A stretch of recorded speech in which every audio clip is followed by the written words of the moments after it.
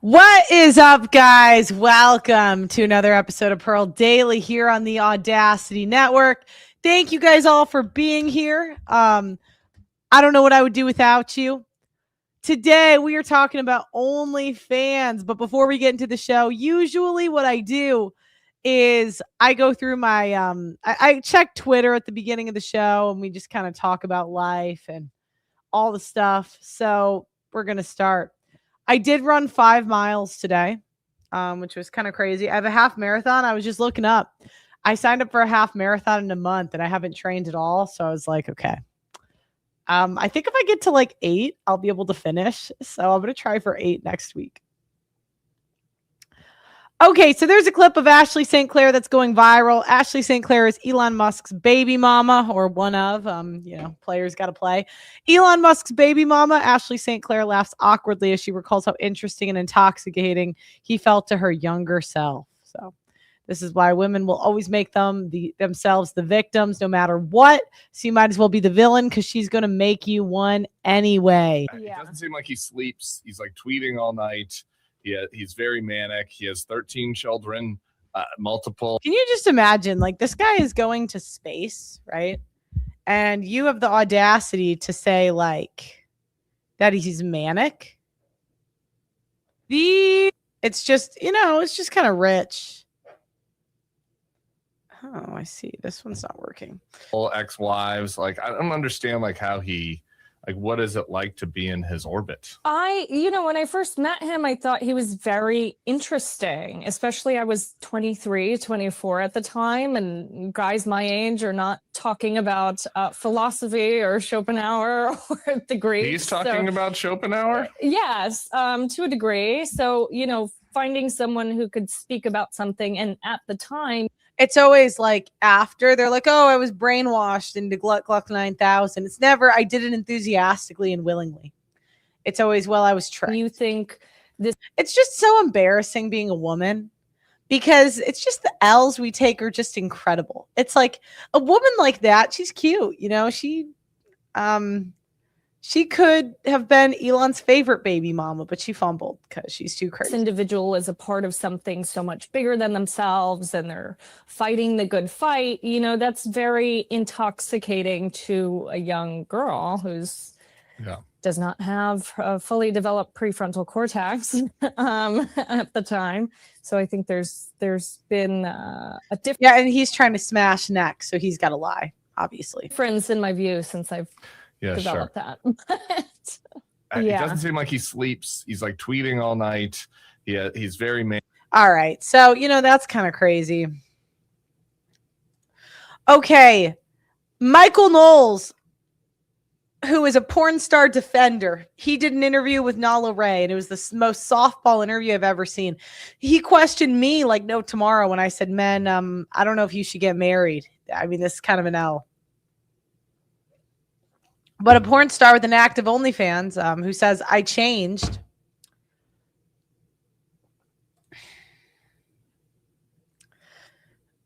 He gives a softball interview too. Incredible. So now when a guy is bragging about marrying a whore, now he's coming out. Let's see what he has to say. This is going viral right now on social media, and this is a Christian. I don't know if he's a pastor or if he's just a lay preacher type, but he's a professional Christian. I think he's an evangelical Protestant.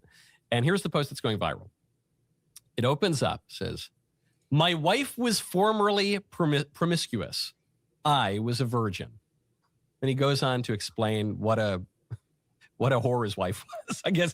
But he says that's good. And anyway, we'll get to what that means. We'll get to why some people are objecting to it. First, though, I want to tell you about preborn. Go to preborn.com/Knowles. Abortion happens fast, and right now in towns and cities across, they're told room to breathe. It's the baby's chance of life. I support this this man. Preborn.com/Knowles, Canada, BLAS, to make an impact on generations to come. My wife was formerly promiscuous, says this man, Trevor Sheets. I was a virgin. She was then radically born again, committed to church, evangelized constantly, Puritan books in her bedroom. So that's why I would say he's almost certainly an evangelical Protestant. I have a lot of Puritan ancestors, Some of those separatists came here on the Mayflower. I love my Puritan family, but Puritanism, not where it's at. A friend of mine, a priest friend of mine, once said that Thanksgiving is a bigger holiday in the UK than it is in America because it's when they got rid of all those Puritans and separatists. And they said, you guys are too weird. Get out of here. Anyway, so okay, that's this guy's perspective. He talks about his wife. He says, we got to know each other well for over a year, dated for 4 months, engaged for 2.5, and did not sin sexually with one another. Our first kiss with each other was at the altar on our wedding day, reaction pic attached. So he puts a picture of his poor wife. He's calling his wife a slut. And then he puts this picture of the wife on the post. We've been married for over 5 years now. She's been the most wonderful and godly wife, mother to our 3 children, and a homemaker you could imagine. She's more pure than most virgins, as biblical purity has less to do with past sins and more to do with one's current posture of the heart. We're far too quick to forget the story of the woman labeled as a known sinner, which likely means a prostitute. The Pharisees were shocked that Jesus let a public sinner wash his feet with her own tears. Jesus responded with a parable about debts being forgiven. Okay, you get the point. You get how this could be a nice thing. And yet it feels a little off, doesn't it? Yeah, again, but Michael's saying this now, after you were part of the problem, right? Now you're like, oh, let me walk it back. Still no apology for Pearl. Still no apology for Pearl. It's just incredible. Incredible. I mean, it goes on and on and on. He's talking about Christ's forgiveness. And so that's all really good. It's true.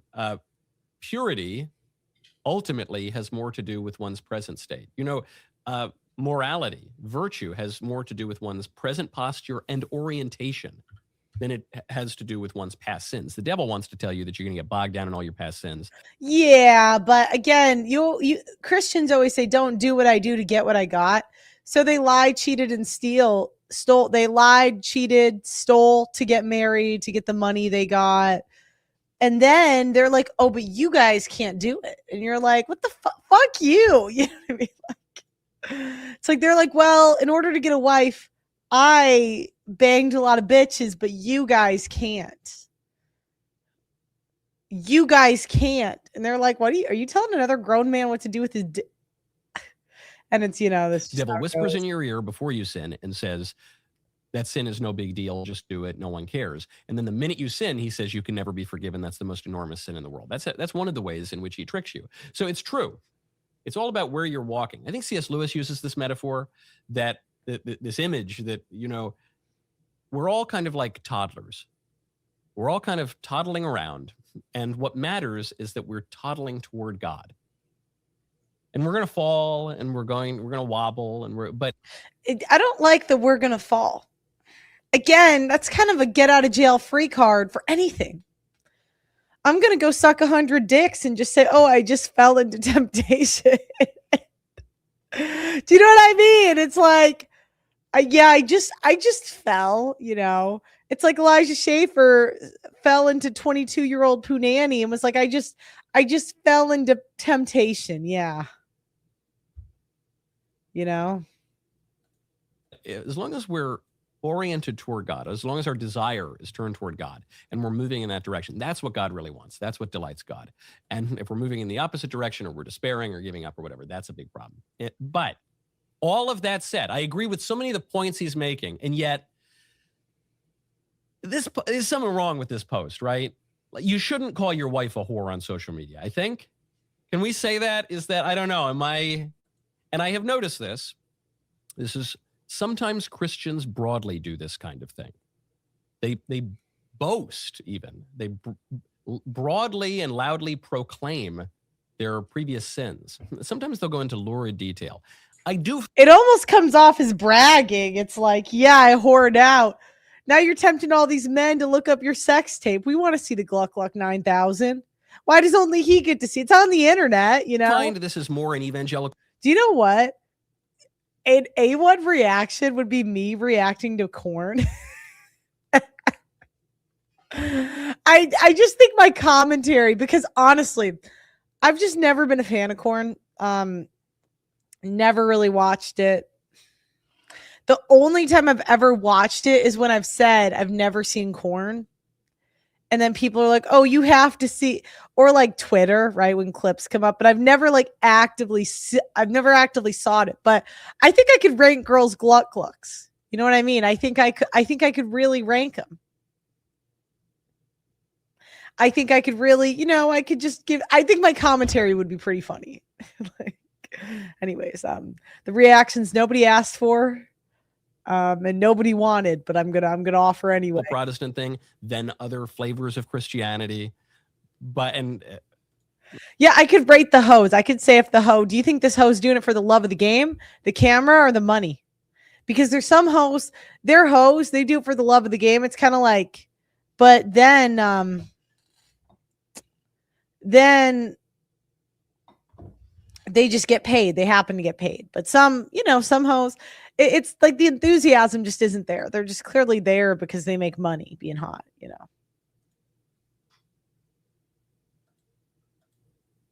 We could get into specific reasons why that is, but it's a little weird. And here's why. Christ forgives us. He comes not to condemn the world, but to save the world. God's grace is far greater than we can possibly imagine. We have the opportunity to cooperate with God's grace. We don't need to live constantly bogged down by shame of our past. We can move forward in the grace of Christ. All of that is true. All of that is true. And yet, we owe each something. We owe each other something beyond just grace. We owe each other discretion. You don't need to talk about your past sins all the time. Sometimes that can be powerful testimony, but sometimes it's a little awkward and weird. Sometimes. Yeah. So says the guy who did an in-depth interview with Nala Ray. It's okay, but only when it serves you. Yeah. All right. I just like this comment. So there's an ex-whore saying that I used to be a whore. Now I'm not a whore. The whole pipeline to Jesus.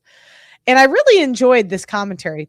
This saga has reminded me why I lost interest in church in the first place, because I found myself constantly surrounded by weak, effeminate men. If you glance around this site, you'll notice that virtually everyone recognizes there's a problem with our recently famous internet power couple, except for a significant portion of one group, the loud and proud Christians. Everyone is running cover for them. That is running cover for them falls into the naive Christian camp. Since a large number of these folks are struggling with the moral math, I'll spell it out. A married woman who constantly brings attention to her promiscuous past has not totally repented of it. To repent is to let the old version of yourself die and to bury it as you commit to becoming something better. As a wife and a mother, you have the responsibility to your family that supersedes any good that might have come from constant public retellings of your hoe to homemaker redemption story. One is to safeguard and promote your husband's reputation so that he can be effective in acting on behalf of the family. The behavior of a man's wife directly impacts the respect he commands from other men. Making TikTok videos about all the men that used to rail you is kryptonite to your husband's standing. Thus, the effect of Ashley's hoe branding is to promote herself at the expense of her husband and, by extension, her family. This is true even if her gay, retarded husband doesn't realize it. So the problem with Ashley is not her past as much as it is her present. She's living to exalt herself at the expense of those closest to her. And she's found a new clever way to do it. She packages her words in a little tidy pitch that she calls her testimony. And with this label applied, NPC Christians take to their conditioning to automatically sanction her deranged behavior without considering the wider implications of what she's doing. Well, what does NPC conditioning come from? With that question, we've arrived at the real problem. The modern church is rife with pudgy, gay-faced pastors who themselves have little actual virtue and are unfit to lead, yet who are annoyingly well-practiced at hand-waving bad behavior with whatever Bible verse they find most convenient in the moment. To put it bluntly, any adult man who cannot quickly and easily tell you why this couple's behavior is wrong and who is willing to publicly do so has no business leading a church. Yet so many are coming out of the woodwork to provide cover for them rather than call out the bullshit. They're doing this because they, along with Ashley and her gay retarded husband are practicing in the process of inflating their own status without grounding it in any real virtue, while falling back on Christian psychobabble to cover their tracks. Christian status laundering, you might call it, misappropriating Christian theology to pretend they're admirable and virtuous because they all need the others to do the same for them. And so the racket continues as anyone with actual virtue becomes demoralized and detached from the church, and the perpetual degenerates stick around and provide cover for each other. Oh, I like this reply. Most churches are full of weak men who band together and attack any man with any strength or masculinity to enforce that it's masculine to be a simp and a slave to your wife in name only. What servant leadership claims to be. I am the leader. I'm in charge, but I'm benevolent. I use my power to take care of those beneath me. I put myself last. I'm the girl. I'm a submissive trad wife who listens and obeys. I will follow my man wherever he leads. I know he is looking out for me and will do what is right. The girl. You didn't do what I wanted. You're getting in the way. You're a bad husband. You're not serving me. You're not worthy of my submission and obedience. Now STF you and obey me and put yourself last. Then it's a dork. Yes, dear, I'm sorry I failed you as a man and a husband. A real man takes correction from their wives. Real men obey and submit to those that they lead. Yeah. Yep, that's... Okay, if you ever want to question my recruiting abilities, just look at my wife. She's hot. Look at that. She's beautiful. Yeah, 95% of religious guys are major simps. I'm telling you, every guy I know that's virtuous and masculine, it's very rare they're also in the church. Virtuous, masculine, attractive. Never in the church. Not that you have to be attractive, but it's like, you know, like has things going for himself, you know, like it's just under 40. They might, because people get bamboozled under 40, but they get tired. They just see this song over and over again and they leave.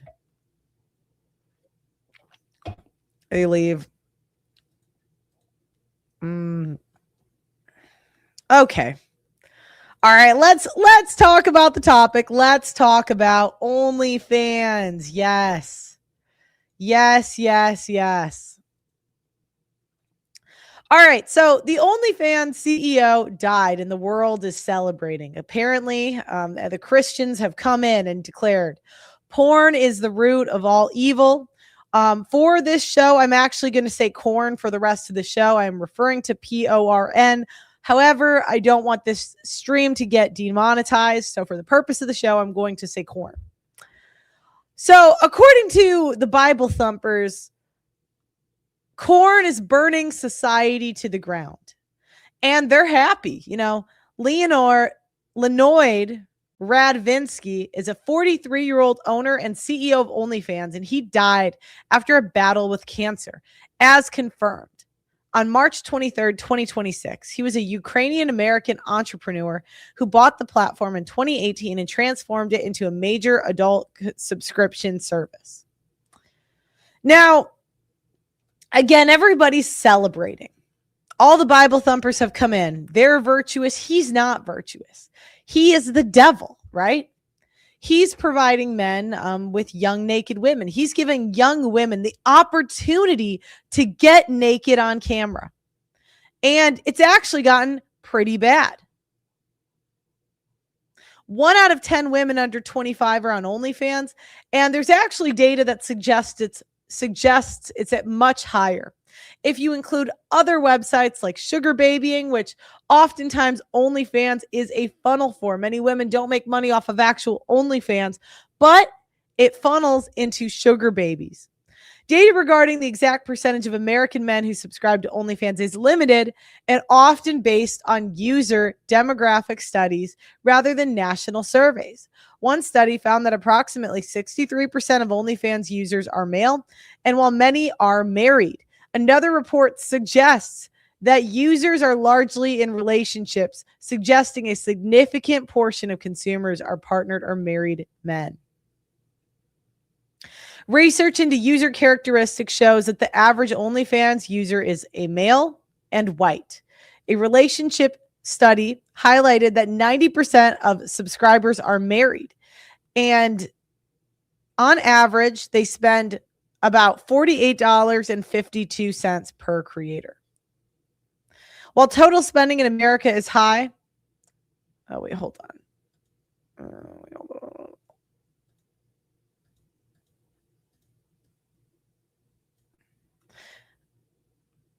Estimated at 2.63 billion, individual public facing figures on the percentage of all American men who have subscribed to are generally not tracked by national statistics agencies, making it a little bit difficult to confirm. Now, when I ran the numbers, which you guys can take these or leave it, I just took the amount of users that they reported were American on OnlyFans. This is what I got here. I did this a while ago. Hold on. 1.4 million women in America do OnlyFans. 1.2 million is between 18 and 24. What percent of women, how many women in America are between 18 to 24? I find out roughly 10 million women. So just on OnlyFans alone, 10% of women in that age group are on OnlyFans. So there's only 10 million women between 18 to 25. Then I decided to think more about the consumers. Who is consuming OnlyFans? And I found out that 82 million American men subscribe to OnlyFans.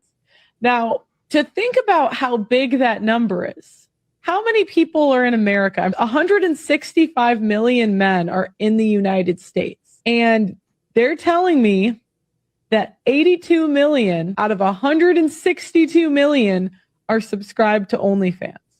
Of the 82 million men subscribed to OnlyFans, 90% are married. And 87% of OnlyFans users are male, and 68% of OnlyFans users are white.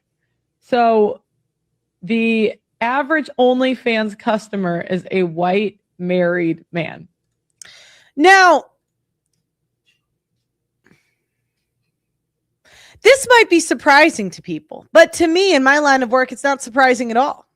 We all know that getting married is the key to never having sex again. The best sex you're ever going to have is with your girlfriend. The worst sex, or the lack of sex you're ever going to have, is going to be with your wife. We all know this. Getting married is actually the key to no sex and your wife being a bitch and changing completely. We all know the script, right? We all know it. It's get married, and after marriage, the wife stops banging the husband. She has leverage, and she's now a bitch. We've seen it a million times. Half of us have seen it with our own parents. So to me, it's not shocking at all, which is why the Bible thumper version of like what marriage is always irked me, because if it was so great, then why aren't the results better? You know what I mean? Why isn't it better? Okay.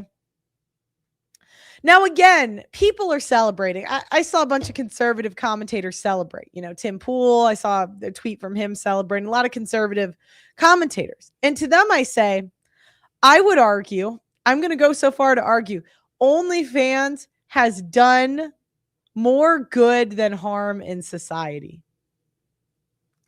Yes, I know I'm going to get heat for this opinion. I would argue that Korn and OnlyFans has saved more marriages than it has destroyed. Now, I can already hear the pushback. It's really bad for men. They shouldn't be able to just Google female sexuality. That's terrible. But we got to go back and think about the way that society is structured. Now, I have never heard a Christian conservative come out and say that arranged marriages is only the way. We have to ask ourselves something as a society. Do we want to force women to have sex or not? Do we want to force women to have sex with men they are not attracted to or not. Now, I hear my critics and detractors come at me and they say, why don't we just go back to the good old days? 50 years ago, everyone was married. Everyone had 4 kids. And, at one point, maybe I actually thought this too. But upon further digging, I realized that the good old days aren't really the good old days. The first sexual revolution was in the 1920s, meaning you could have got a bitch in 1880 and she would go out into the city and throw it back before she got married. On top of that, you could have got a girl in 1950, and in 1970, America had the biggest divorce rate ever. So you could have got a bitch when divorce was literally illegal. And she still would have divorced your ass. There's also many writings on the nature of women and how women just destroy. Now, obviously, I do like to dunk on us because we just are dunkable, But we have to ask ourselves, what are we going to do in a society where women have choice of who they want to sleep with?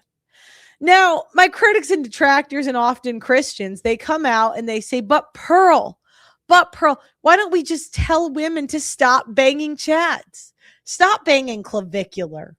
Stop banging these men. Just give them the tools and say, but Pearl. And I say, guys, women will ruin their marriages of 20 years to bang a chad. You will never stop women from banging chad unless it's legally enforced or you put the burqa on them. And so it goes back to the core. What we are finding out is that when you give women choice, women do not like men. Women do not like most men. Gen Z women rank men as 7th on their list of priorities, ranking travel above men, hobbies above men, eating at restaurants above men. All data. Women have said for 50 years they don't need a man. Women are saying with their actions and their words, they do not like men and we do not want to be mothers. And again, I hear my critics and detractors. They come out and they're stupid, right? They don't see what's right in front of them. They say, Pearl, but no, Pearl. Women are nurturing. Well, if women are nurturing, why have they aborted 1/8 of the world population if women want to be mothers? Women don't want to be mothers until they absolutely have to. They would rather do anything else. Anything. And then, the next critic and detractor, they say, but Pearl.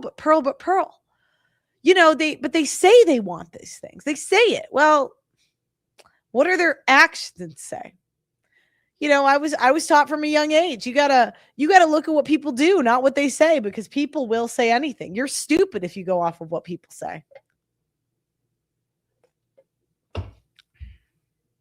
So now we're in a society that said, you know what? I don't want women to be forced to have sex with men they're not attracted to. And I don't necessarily think this line of thought is bad, right?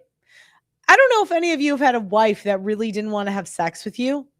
It almost, the way the men describe it, although I've never been in the situation myself, is they would just rather not have sex than have sex with a woman that doesn't want to have sex. It's like worse.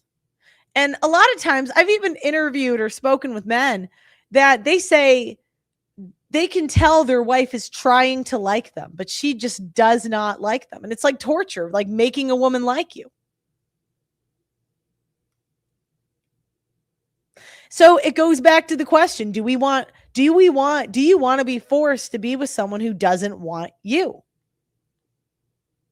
And that's the question we have to ask. Are we going to force women to marry men they're not attracted to? You cannot logic women into banging men they're not attracted to. Now, I think the floor for what we're attracted to isn't as high as women have you believe. Women will bang anything, but right place, right time. They might not stay with you for life, but throw it back, yeah. So again, this is the question we have to ask as a society. Now, the answer the answer that we have right now is we do not want to force women to have sex with men they are not attracted to. We don't. And a lot of people feel that way. And I don't think we're necessarily wrong for feeling that way. I don't think it's overly enjoyable for the men. But then again, there's men that have nothing, that have no sex, no female attention. And those men might say, well, I might like some, I think I would just take the obligation sex. But then sometimes men get to a point in their life where they have sex with a woman who's begging and saying, please, oh, please, daddy, please, daddy. And, you know, when they get to that point, they're like, I can never go back to that bullshit sex. It's why, like, when guys get older, when they're young and the girl says no, they're like, please, please. And when they get old and the girl says no, they're like, next. All right, that's okay, ma'am. That's okay. I'll see ya. When they're like trying to escalate. And then she's like, I'm not ready. Next. They get to the point they're like, you're not going to bang me on the first date. Next. They can't even believe they accepted the obligatory sex. But most men, a lot of men, I would say over half of men, have never experienced genuine desire sex in their life, ever. I would say a good chunk of men have never experienced that. Now, why do I think OnlyFans has done more good than harm? I want to start with the preface. We have to start with this preface. Let's agree for the sake of the show, because I don't want to go into the what is a society.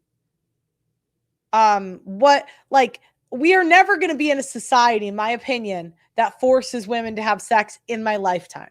So we just have to accept that premise. On my show, we're not idiots, okay? We don't do Make-A-Wish on here. We're not these Bible thumpers. We gave up on women shouldn't vote years ago, okay? We are accepting the society, this society we have today. It is not going to change. So knowing that women are given choice in this society, knowing that, we have a problem. Women don't like most men. Women do not want to have sex with most men.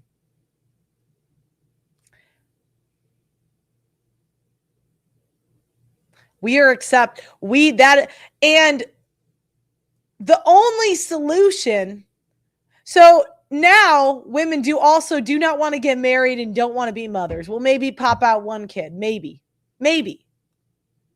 So now we have delayed marriage, meaning people are getting married when they're 30, 32, 35. It is not reasonable to say you as a man with 8 times the testosterone as a woman can never ejaculate until you're 32. Isn't that kind of absurd? Like, that's kind of crazy. I mean, have you seen a sexless man? Like, they kind of go nuts. I don't know if you guys have been around a guy that's not getting sex.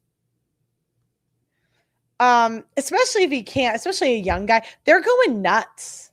Okay. They have mental breakdowns. Like, they crash out. Okay. And we know this. Rulers always knew that if there was too many sexless men in society, society would crumble. They would start crashing out.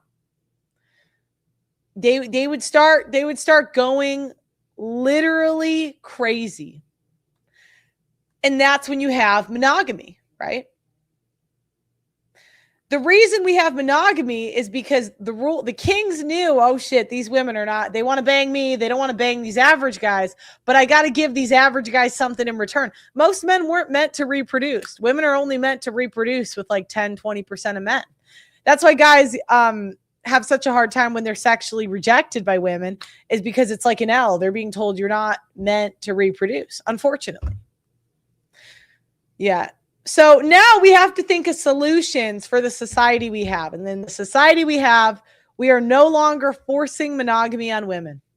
We tried that. The women complained so much. They were like, we cannot deal We cannot deal with this. We don't want to be forced to have sex. That they complained, they campaigned, and now they can abort kids from average men. And they cannot reproduce with average men. And they could keep shooting until for all of eternity for a high status male. Okay. We are accepting this. So now what do we do with the sexless men? There's young men that are sexless. And there's men that got married and the wife is no longer putting out. They'll maybe get sex once a month or twice a month to be held over. But she's no longer fucking. Right? You're right, average men have kids all the time. That's true. But they weren't meant to, right? They weren't meant to. It's enforced monogamy. Anyways, we'll keep going. So, and the more choice you give women, the less average men reproduce. I mean, all the data says this. Now, remember, women sometimes rate like it's not above average in a male world because there's many men with money that are terrible with women that just cannot get boxed to save their life. Awful. So it's not about money, right? You might even argue that it's stupid, right? But again, in a way, women, it's correct because women are programmed to select the best genes to have their kids survive. Okay. All right. So the first argument, Cope, I get, they said OnlyFans has allowed women to sell their bodies. And now young women, they're being trafficked. They're being coerced. And that should never be an option. And I say, do you not think that a woman that had it in her to do OnlyFans, do you not think she would have found another way to whore? Do you not think she would have found another way to be a slut? We had the town bicycle back in the day. If anything, now we're allowing her to whore for more men in the comfort of their own home. And again,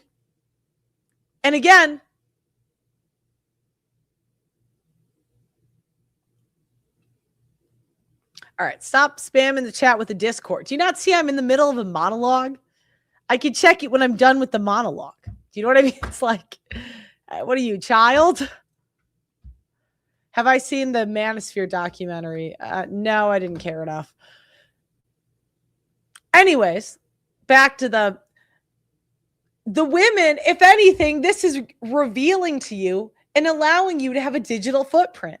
Before, a woman could have banged a whole town and you would have no idea. But now there's a digital footprint. And what was done in the dark is brought to light. Now you can reject women that did it for a wife and let the whores do what whores do. Okay. 2, average men are demanding wives. Men that are sexually rejected by women, they want wives. They want to reproduce. And my question is, do you have the stomach to force women to have sex with men that they are not attracted to? Because in my opinion, the reason OnlyFans is so popular is because men want enthusiasm. They want enthusiastic sex from the girl. And I don't really... That's a question you have to ask for yourself. Do you want a woman who doesn't want to be with you? Again, we go back to, if you give women choice, women will share men. If you give women no choice, they will resent their husband and feel like they are being raped. It's not actual rape, right? But they'll feel like it. So yeah, they say I do have the stomach. Well, that's a question for every person.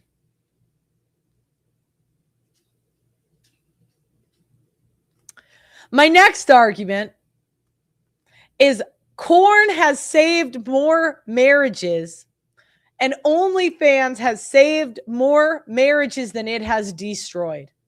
There's a common trope that OnlyFans is ruining marriages. I would disagree. There are a lot of men that are sad and lonely in their marriages. They have wives that browbeat them, that nag them, that tell them they're worthless, useless human beings that haven't slept with them in months. And the only sex they get is pity sex, and have gained 100 pounds.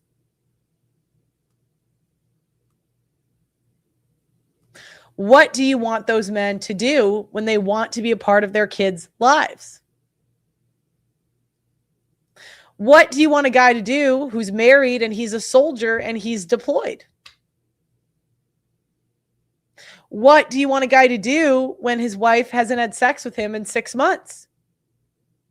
What do you want a guy to do when he's so lonely and he just wants a little bit of female attention, but he doesn't want to blow up his marriage? And the other cope that they say is, why do they marry a woman like that? Well, women change. It's called fraud, right? Women change after the ring. It makes me question why men sign up for rings in the first place. I think it's to get sexual access.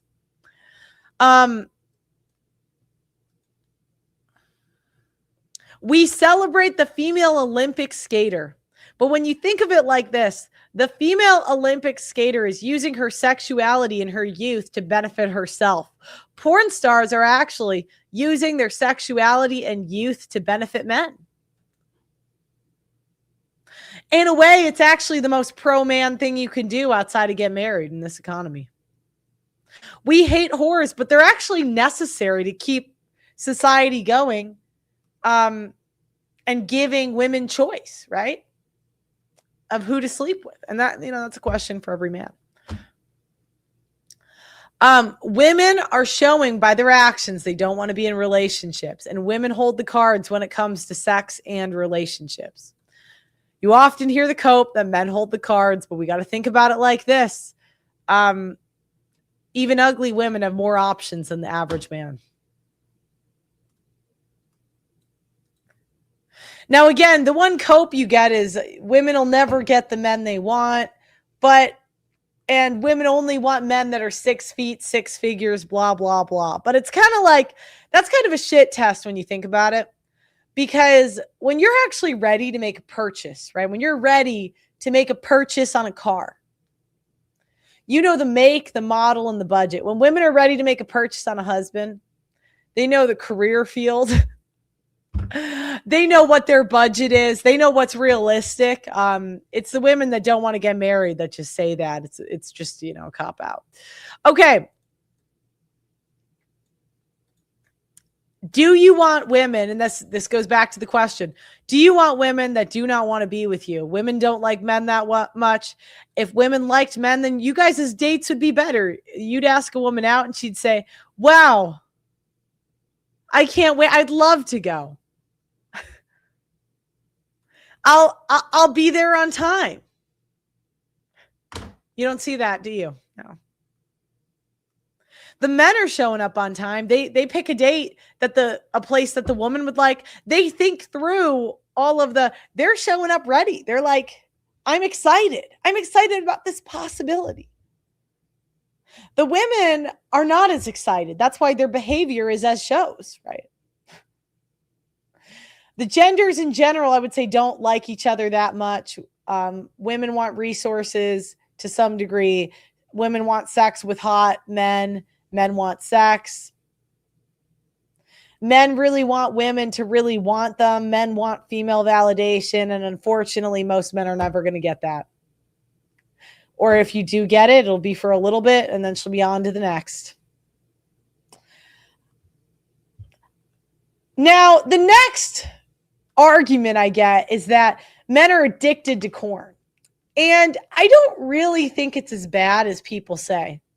Because according to Reddit, a corn addiction takes like 2 weeks to overcome. And how many men would be addicted to corn if they had young, hot women enthusiastically wanting to have sex with them? I think all of the men, corn addiction would end the next day. And men's corn, I mean, I haven't really watched it too much, but from what I understand, the corn that men select is it's like more vanilla, where the corn that women select, I would say women's corn addictions are way worse because it's like tie me up. It's like a bunch of, it's like 50 Shades of Gray. Now, the next argument I get is it's bad for society because it gives men unrealistic expectations. And to that I say, there are too many men banging fat chicks for me to believe that they have unrealistic expectations. Sorry, there's too many fat women in America having sex.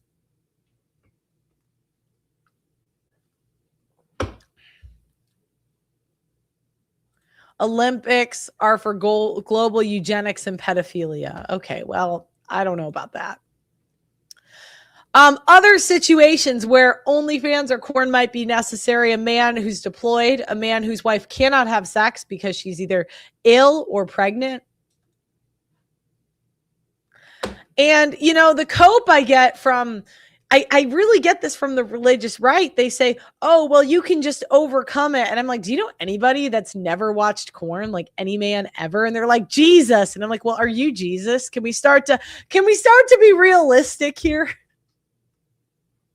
Can we just start to be like, can we, you know, it's kind of like, imagine if you're making a plan for a company and they're like, let's spend $1 billion on this bill. And you're like, well, do you have $1 billion? And they're like, well, no, but, you know, Coca-Cola does. And you're like, well, you're not Coca-Cola.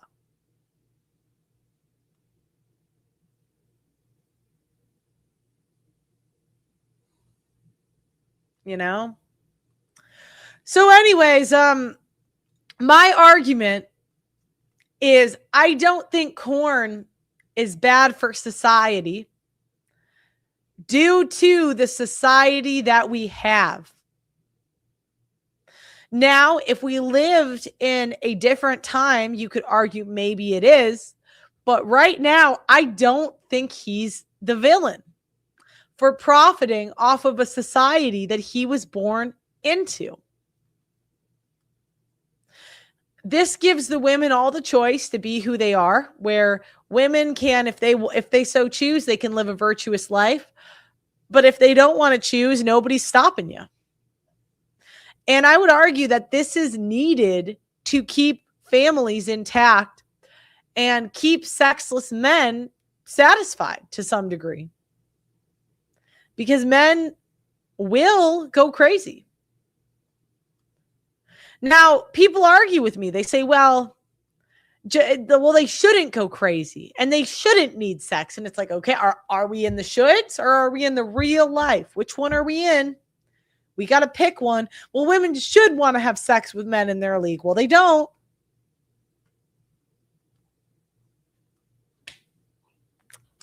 Well, men shouldn't. It's like, well, they do. And this is why, this is why a lot of times the religious right, I just look at you guys like toddlers. It's like, are we? And I understand it's hard when you're young, right? I'm not really judging, but we got to get past this.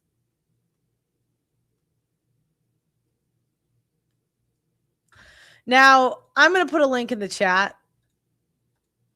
And I want to know, do you think Leonid Radvinsky, the OnlyFans CEO, is the hero or the villain? If you have any other thoughts on the topic, you can call in. And I'm going to put this link in the chat. Yeah, people should be kind to each other. But if you go into life expecting people to be kind to you, someone put in the chat, you are going to, it's going to be a rough life. It's going to be tough. It's going to be tough, I mean, we just got to, I like to be realistic with what is.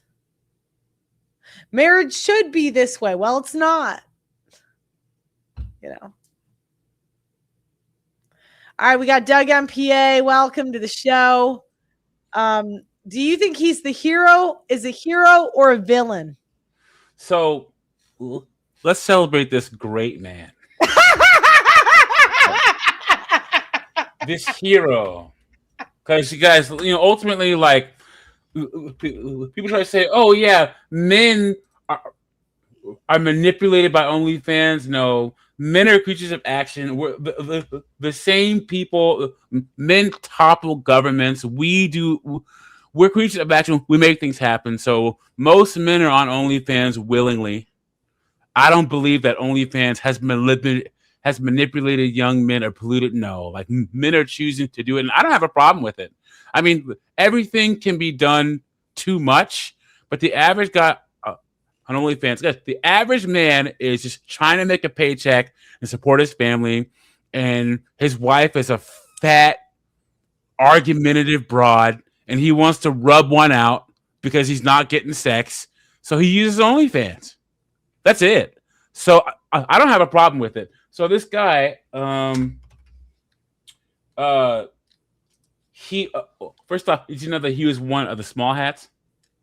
Yeah, guys, we don't care about that. That's not relevant. I meant like if we don't care about the Gaza, it's not our problem. Well, so this guy, his philanthropic work, you know, he donated $23 million to cancer research, $5 billion to the Ukraine, all these different humanitarian efforts. I mean, come on now. You know, the guy was a businessman in every sense of the word. He found a need, and he actually invested in OnlyFans and took it in the direction it is now. So you can give him credit for that. But yeah, guys, he, like Pearl said, OnlyFans has been a good thing for society more than bad. Because guys, if you want to have a family, you're probably going to get married. You're probably going to end up in a situation that Pearl always says you're going to end up in. Your wife is going to get fat, mouthy, and stuff like that. And your survival mechanism is going to be corn and some kind of OnlyFans, some kind of parasocial relationship. And I would also say, I mean, yeah, that's pretty much it. Yeah, I mean, that's good. Maybe we should we ordain him a saint? Should we ordain him? Like, I mean, should we call him Saint Leonid? Yeah, Leonid. Oh, and I was gonna say, guys, Pro is talking about enthusiastic sex, right?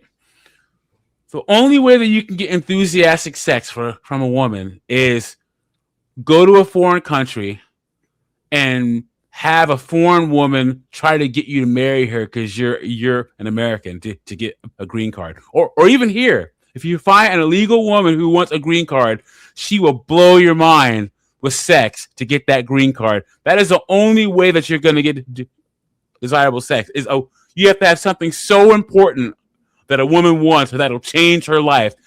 And until she gets that, she will give you the kind of sex that men want. Agree or disagree? I disagree because I do think when women are young, they still have that enthusiastic sex in them until we get banged out. So you got to find the woman at festivals or some bullshit. Well, no, what I'm saying is until she gets what she wants, she will give you that sex. Because she's trying to convince you to marry her to get a green card. Oh, I got it. If you want enthusiastic sex, find a married woman. And bang her. That's a good one. Be the side dude. Yeah. Be the side dude. Be the personal trainer. Yeah. Be one of the first 5 that hit, maybe. Be personal, jacked. Right guy, right time. Like, occasionally you're like the pool boy. She's naked, throwing it back. Anywhere you're having sex, you're not supposed to have sex. So, some good options for you guys could be a church. I don't know, like some public places. Women are really into that. Like, you can probably get enthusiastic sex at school from the teachers. I still think that want to get a green card sex is better than side dude sex. All right. Well, you know what? We have an expert on this topic. Sean catching strays on the way in, dude. What's going on? All right. We see how you rolling, Pearl. Okay. I'll claim it. Why do you went overseas? No. Don't try to reel it back, Pearl. You said it. What's up, man? What's going on? What do you think about Saint Leonid Radvinsky? Are we too far calling him a saint, or should we? No, I think y'all didn't go further enough. I think he needs a statue down in Washington, D.C., Brad. No. In Miami. It has to be a statue in Miami.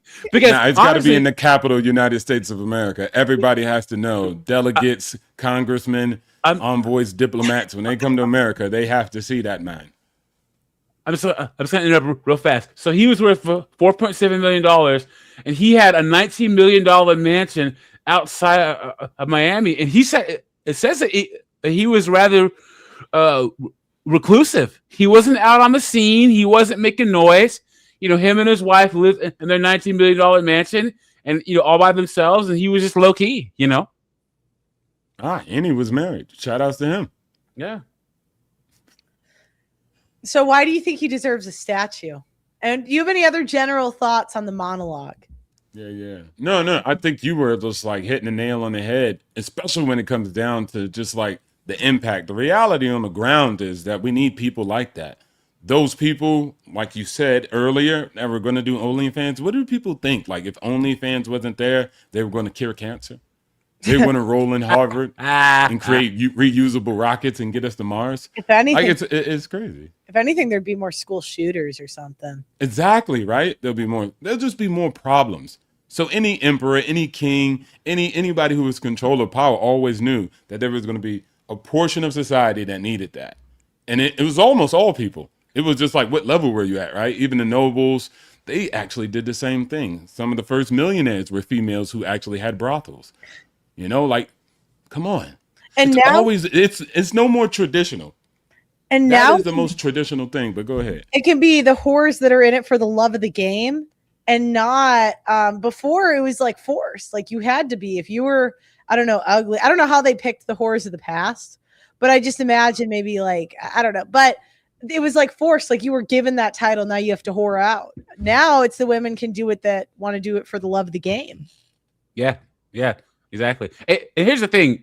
As if you're ever going to say something about Saint Leonid Radvinsky getting rich off of OnlyFans, I don't know if you guys remember, someone made a pet rock and people made millions of dollars off of a pet rock or a chia pet. Remember the chia pets? All right. The type of things that people have gotten rich off of. At least he created a service. You know what I'm saying? I'm going to say it one last time. Someone got rich off of selling a pet rock. Come on now. Guys, call in. Call in right. I know there's some disagreeers in the chat. Yeah. We don't bite. It's okay. You can give your side, Yeah. Has OnlyFans been good for society or bad for society? Why or why not? Should we revere Saint Leonid or should he be considered the devil? What do you guys think? You guys are so funny. I'm telling you, I'm deeming him Saint Leonid. I hope I'm saying his name right. All he wanted to do was just make men happier and and empower women and give women a way to make money and be entrepreneurs. You know what? He was a feminist, a female icon. A feminist icon. Yeah. Yep. Truest form. I definitely think he needs the Medal of Honor because how many soldiers down range were able to shoot down range because of him? Man, the guy was making moves. I really am not mad at it. Not at all. Not one bit. Not iota. I just think it's a realistic thing that happens. And then any Christian crusaders, most married men were on it anyways. Like, come on, cut it out. And also, if anything, that's the best marriage therapist is a whore. Yeah, that's what they say they do. Yes. Most of the guys are talking to them. Yeah. They don't even actually link up with the OnlyFans girl. Or it's mostly the conversation. A lot of conflicts. Spies were prostitutes because these soldiers they'd lay down with the prostitutes and tell all the military secrets to the whores. We got A. McIntosh. Welcome to the show. Do you think Leonid Radvinsky was a hero or a villain, and why? Yeah, I actually have a little bit of a different perspective on this. I think that prostitution should be completely legal, but OnlyFans should be, and all corn should be outlawed. Okay, tell me why. Like, what's the thought Because process behind it? because it's setting up a ridiculous incentive structure.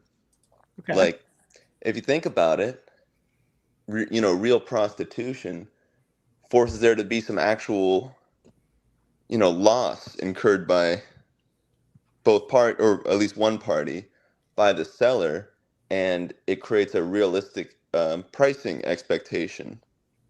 But OnlyFans and all that, it's creating like a ridiculous amount of price for the amount of value generated, and I think that that's really unacceptable. Well, I think. Well, do you, because isn't it like $5 for a lot of these girls' nudes? Like, what do you mean the pricing? Well, it's what I mean is, yeah, but the value is there. There's no value exchange. And for the sellers, it's creating an unrealistic ability to get rich off of something that's providing very little value, I think. And Oh, I see. You're saying how much money they make is ridiculous. yeah, and it's like, So it's not like the individual pricing. It's like how much money they can make because they have access to more dudes. Is that what you mean? Yeah, exactly. And I just think that prostitution at least is an actual exchange of. Sorry, someone said it should be a nonprofit. Sorry. Sorry, I'm so sorry. Keep going. It's all good. I just think like the way other countries do it, like Australia, Germany, like there's a genuine need for prostitution and for sex work and all that, but it needs to be the real thing. Like I just don't like all this pseudo parasocial stuff that's going on. I think that's BS. Like if you're gonna be a prostitute, then be a real prostitute and actually, suffer the ramifications of that, just like every other career. Yeah. Okay. So you're saying they're like avoiding they're like giving they're avoiding consequences in a way. Yeah, it's low risk, high reward for the exactly for the creators. It's way too much in favor of the creator, who is they're really what they're actually benefiting from is the fact that prostitution's illegal. They're actually a little cartel on that rule, and they shouldn't be getting that. That's an economically ridiculous business model. So really, if prostitution was legal, they wouldn't have a business anyway. I can tell you. So I'm in my mid 40s, and I come from the generation where DVDs and stuff like that. Before the internet, when you were young. And so when I started seeing free corn on the internet, the hub and stuff like that, I thought that was the ultimate right there. And I was wondering, like, what's going to be the next, if there's so much free corn on the internet, like, what's the next step? And guys, I had no idea it was going to be OnlyFans. I had no idea. Like this whole concept of a parasocial relationship, and these guys just give it. I couldn't have conceived of this when I was young, trying to find, DVDs to watch. It was crazy. Like Go ahead. Do you guys you're got friends in sexless marriages? Do you think they would have it in them to see a prostitute if it was legal? I would say yes. Yep. I think they would actually. Oh, go ahead, Doug. Well, because incarceration and what comes from incarceration and being arrested is enough of a deterrent for most men. If that wasn't there, a lot of guys would be hitting on prostitutes. Yeah, I strongly think that all these sting operations and all these things that they've done to really like make prostitution seem like it's such a taboo thing, it's really papering over the fact that it's been a pretty mainstream part of most societies, and there's a lot of social gaslighting going on. That's not the case, and I think all this OnlyFans stuff is like it's trying to capture the vapors of that, but it's really not doing a good job of it. So I think all the parasites need to go, and anybody who's going to actually be in the sex work industry needs to be having sex. You know. What do you guys think of that? Do you agree, disagree, indifferent? I wouldn't disagree because he's just offering solutions. But what I would probably alter is the places that it's legal, meaning prostitution. I think corn is also legal. I don't think it's outlawed. Like corn is not outlawed there. Also, you know, you got to let the free market be the free market. Like some people want to go to the restaurant and eat, and some people want it online. And so net, you ain't always be able to get up in the beat up car, roll down the window, ask the girl out the window, or go to the brothel. Somebody want it digitally. Like that's like saying let's do away with freaking Uber Eats and you just got to go to the restaurant. Like there's many shapes, forms, of fashions where people want to consume a product. And then also there is actual free prawn. So the guys who go and pay want something entirely different. Most people don't do it. They just go click on some free website and do their thing. So they're asking for something else if they're doing a paywall and they're actually paying an actual specific content creator. So it's a whole entire different thing. It's like, bro, I don't even get it. I'm like, bro, why don't you just use the free stuff? They want something else. That's why they're paying them. You know what? That crowd is that crowd. You know what I heard it is? It's like a lot of girls on TikTok, they do like what I eat in a day and just these like, you know, little cute whatever. And, you know, they just have their link in the bio and it's like $50 for their nudes. They're like, I kind of want to see what she looks like naked. I think a lot of it, I guess I don't know. Probably the top spenders are probably pretty into it, but I think a lot of it, like I've heard when we interviewed the top OnlyFans model or whatever, she just said it's like a lot of people just want to see the girls' nudes.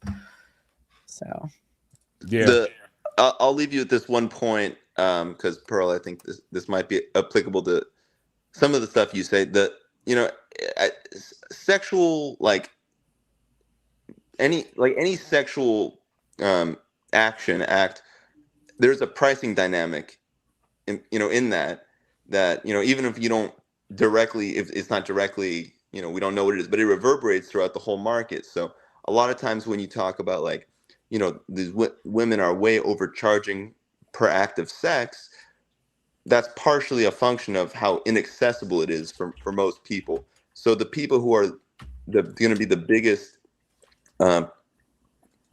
most against legal prostitution are going to be women en masse who would have a lot to lose from it being legal. So I think a lot of things that you're seeing, both in terms of like OnlyFans, sex work, and then also just in normal marriages, are kind of downstream effects of how inaccessible it is for most men. That really tilts the scale in favor of women. So yeah, makes sense. That was a really good point. Thanks for calling in. Of course. Thank you. Thank you. Welcome to the show. Sean, what do you think? Do you think we should make a statue for Leonid? Should we make him a saint in America? Or do you think he's the villain? And any other general thoughts on the topic? Go ahead. Sorry. Yeah, I would say, he is a hero to all the women who no longer have to get married in order to economically get by. And they should be the ones who build that statue because they have made, he has basically made them filthy rich in ways that they would never have been able to do it on their own. A lot of people don't understand the reason why YouTube makes a lot of money is they do not create any of the content. They handle distribution, and they've learned to do that at scale. That makes their platform very, very valuable. Yep. And, you can think of all the content creators as the, quote unquote, sex workers of the content industry, and YouTube's effectively the pimp, right? OnlyFans basically did that, but in the, corn industry, right? Or in the sort of live streaming corn, they're basically the Twitch of corn, right? And that's how they've managed to make money. So I would say whether it's, Riley Reid or any of the other girls, Sophie Rain, all those girls have become filthy rich because of this guy, and they should be building a statue for him. Now, all the people who are complaining about it are either Christian conservatives who are just trying to make money off of this topic until they move on to the next theme, or it's the simps and the incels who are basically not getting girlfriends or what have you. And quite frankly, many of them are paying these women anyways. So they're a little bit hypocritical on that end. But they're the ones complaining because now they have to compete against, female attention, which is now online, whether it's Instagram or OnlyFans or what have you. So I think he's absolutely the hero to all these girls who no longer have to deal with men. And they, quite frankly, if you look at their interest in men, if you look at Aaron Clary's book, he's 100% right, is they find any way they can to not get married, to not want to settle down with an average guy. Yeah. That was a really good point. Do you guys have any thoughts on that? I mean, he hit it right on the head, man. Right on the head. I'm gonna build it too, though, because I'm a feminist. So I'm gonna help the feminists build the statue. Okay, I might fund it. So Sean, you said that he's a hero to the women. Did you separate the women and the men because you think he's not a hero to men? Because this whole time you've been saying that he's been a hero to women, but what about to everybody else? I mean, he's a hero to all the conservative men who now have this talking point that they can go around and claim that, oh, these women are being abused and blah, blah, blah. The men are being brainwashed by this. Just count the hours that, whether it's Daily Wire or whether it's folks in the TradCon space or all the, fake conservative women that are out there, or the e-girls, how many times they've mentioned OnlyFans, as if all these women are truly on OnlyFans and not doing any of this stuff on Instagram or any other social media channel, right? This is just a talking point to them. And 3 years from now, they're going to be on to the next thing. And half of them might be on OnlyFans too, the e-girls. You never know. I would say this, Pearl. Oh, my bad. Go ahead. Oh, I was just going to say, I think Lauren Southern might as well just drop one. Yeah, or Sarah Stock. Sarah Stock might as well. You never know. They might be on there too, but go ahead. No, I think if the average guys, look, bruv, if you want to be mad at somebody, I would say the person who created Instagram. That's who you actually need to be worried about. As far as the OnlyFans, it's like, I live in Thailand, right? I live in a place called Pate, and everybody's like, oh, all the girls are X.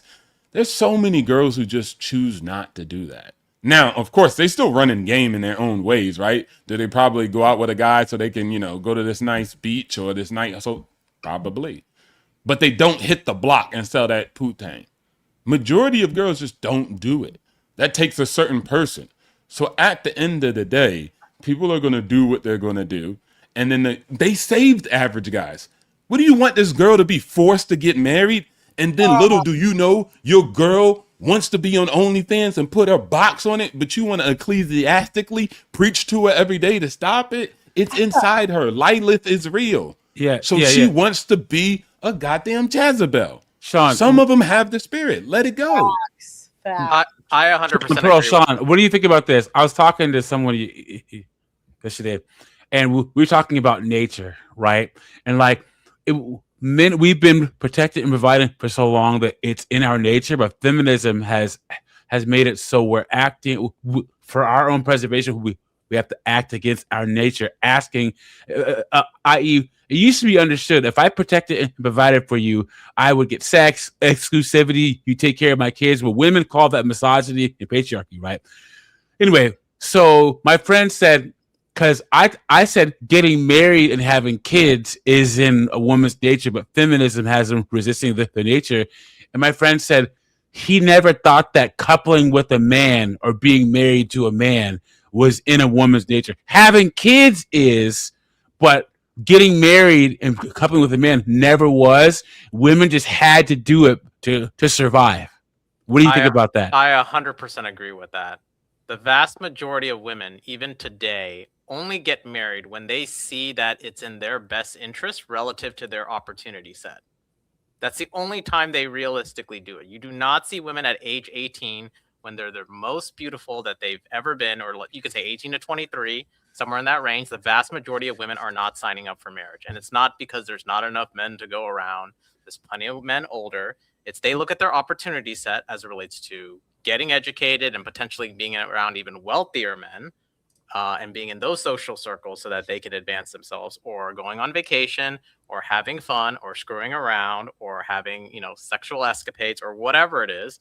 They see more excitement in going down that route for a period of time, and they know they can always double back later on to get married if and should they need to. And the vast majority of even very attractive women who, go into their 30s still know they have that opportunity should they decide it's in their interests as it competes against the rest of their life. And so I 100% believe that the vast majority of women historically only got married because they saw it was in the best interest of themselves and their children to do so. Yeah, because you look at, I mean, if you want to see who people are, look at what they do when they have choice. I would have taken away even the mothering thing. I'm like, if women want to be mothers and it's in our nature, why do we keep killing our kids? 100%, right? And as it relates to OnlyFans, as if women are being forced to do it or whatever it is, right? There was an old saying that it was in a movie. I can't remember which one it was, but this guy says he sells drugs, and someone responded, "No, drugs sells themselves." Like, it's attractive enough, and that's why people do it. People don't do it because they're exposed to it, if that makes sense. People do it because they want to do it, and the kind of women who do OnlyFans for money do it because they want to. It's not because it's not a crime of necessity or any of this nonsense. They do it because they want to. And the vast majority of sex workers, if you talk to them, like if you go on Reddit sex workers and you go to that subreddit, the vast majority of those sex workers brag about it. So that should kind of tell you something, right? They're not ashamed of it. They talk about how many gifts they've gotten from older men or how many trips they've been on. It's only the women from these very poor countries that are on it who talk about kind of doing it against their will or dealing with bad clients. But the vast majority of American women that are primarily on that subreddit will brag about it and will talk about how they've got to do this, that, and the other, how they got in a Range Rover once, right? So it's more about, in a developed country where you have free choice, it's more about doing it because it's in your interest. What do you think, Sean? Yeah, no, I agree. I agree with everything everybody just said. And then also there's people who are okay with it. If you ever watch a financial audit, right? There'll be guys on there with girls who used to be on OnlyFans, currently on OnlyFans. So there's a small segment of guys who are actually going to retire those ladies once they're like, hey, look, I want out. I want something probably quote unquote normal. And so at the end of the day, I just like let it go. As far as average guys who's like, I want to get married, I want to do this. Well, look, you got to look at it as somebody is doing you a favor. Stop trying to save a O. At the end of the day, those girls are going to do it. They have the drive to do it. It's vastly different. There's some girls I know out here in Thailand that work at 7-Eleven making like $2 an hour, and they could go out on the block and sell that thing for way more, but they just don't. They don't. And there's more 7-Elevens than there is girls selling that thing. Mm-hmm. So we get caught up with a couple of A stars making all the money. Pearl, do everybody make a bunch of money on YouTube? No. Exactly. It's a small few. So a lot of these broads, even on OnlyFans, they're just in and out. But what you probably have to worry about is the girls who are on Seeking and Instagram. These are the girls who are acting like they're normal, but doing prostitution, but not really acting. So I'm like, bro, if you want to actually fight somewhere, don't worry about the OnlyFans. Those girls have the scarlet letter. They're saving a lot of regular men from actually trying to think that's a regular girl when she has that Jezebel spirit. She want to go out there and let that thing fly. She a pro. She Stephon Curry. She liked to be on the bed scoring points. So let her do that. And when you're a woman, like, it's always really obvious who in the friend group could go down that route. Like, it's like from a really young age, you kind of see it. Hoes are gonna hoe. I made my hit single. Okay, I'm gonna bring up some other people. Men versus dating. You got an echo. Okay, Rodolfo. Welcome. Hello. Hi, welcome to the show. Do you think Leonid is the hero or the villain? Sorry, my girlfriend's here. I guess it depends on the context, and I hate to give that kind of an answer, but like if you're a Christian, of course you see him as an evil person, but if you're not, then he's just a businessman, and that's just it. And like I was telling my girl, because she asked me, if he was just doing business, it's not like anybody forced these girls to do anything with it. So, it's like what the other guy said about drugs. You're not the one selling it. You're just the tools or the hand that people get it from. And like, I don't know if you mentioned it before, but if you're thinking that he's the villain, it's because you're thinking that women are naturally just good and perfect and all that. But, that with the internet, social media and all that, it's taken the veil off of a lot of people's eyes. And now we're realizing that the modern female of nowadays, they're not as innocent as we like to think. And before I forget this thought, I think the reason why a lot of guys nowadays are so depressed or whatever about porn and all that, it's because back in the day, porn was your last resort as a girl, just like the military was the last resort for a guy. And not to throw mud on the military or whatever, but that's just I know growing up I was like, damn, if I can't make it, then I'm just gonna join the military, right? And I know back in the day, porn was just the hottest porn star was like a middle-aged woman, 35, who worked at the grocery store, right? But now guys are getting bugged because they're seeing the beautiful girl next door doing porn. So in their head, they're like, oh, it's just a shock. So I think that's why everybody cares about porn nowadays. It's because it's beautiful girls doing it versus average, grocery store bag ladies doing it. Yeah, because it's like a girl they could have dated, right, or married. Yeah, exactly. So it ruins their illusion. Like, I'm not an innocent man. I ain't gonna lie. I'm sorry, but I've seen some beautiful girls, and I'm like, man, that's you could be doing something else, but you're doing this. Like, you couldn't better yourself. Like, damn. But at the end of the day, I had to realize that they are an adult just like me, and they are capable of their own choices. So, I'm sorry to chicken out, but I don't know how to answer that, because on one hand, I do see him as a bad dude, but then I would have to see the guy who invented the internet as a bad guy, and I had to see the guy who made the gun as a bad guy. At the end of the day, it's just a tool, and it's us people. We live in an evil world at the end of the day, so we just have to accept it. Like, and not to be a Bible thumper, but there's a verse at in Revelations. John is talking to Jesus or somebody. He's like, hey, well, let me go back to earth and tell everybody what's going on. And Jesus or the angel was like, why?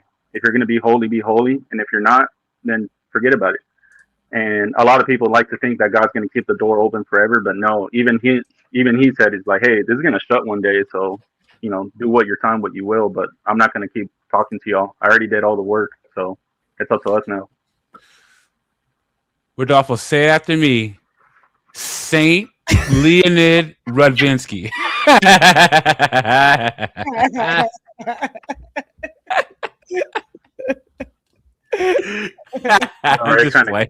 It paused for a second, so I don't know what happened. I said, Rodolfo, repeat after me. You ready? Saint Leonid Radvinsky. I'm sorry, Doug, I can't hear you.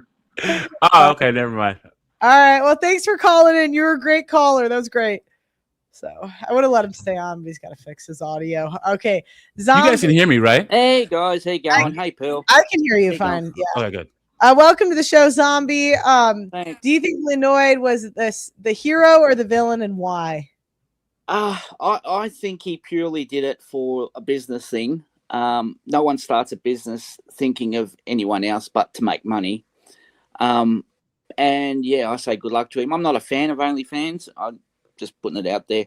I think society has gone down the gurgler, if you ask me, because I think respect has gone out the window the last 30 or 40 years, and society's let things like this become the norm.